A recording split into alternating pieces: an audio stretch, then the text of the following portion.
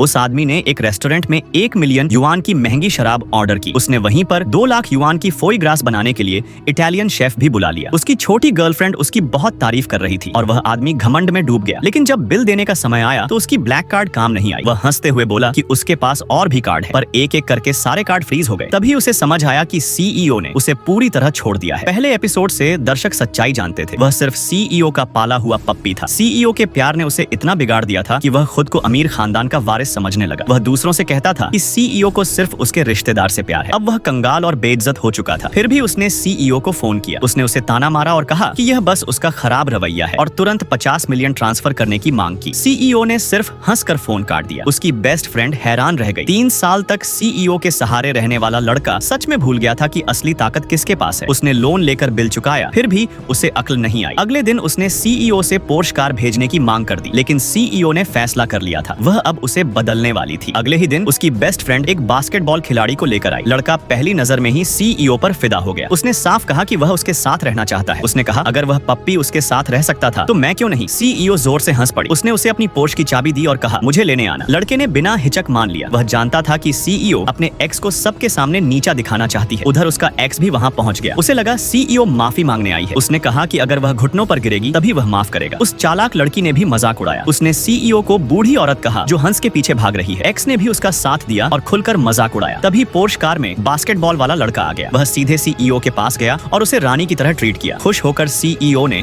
उसे कार सौंप दी। तभी एक्स को समझ आया उसे हमेशा के लिए बाहर कर दिया गया है। Subscribe for more.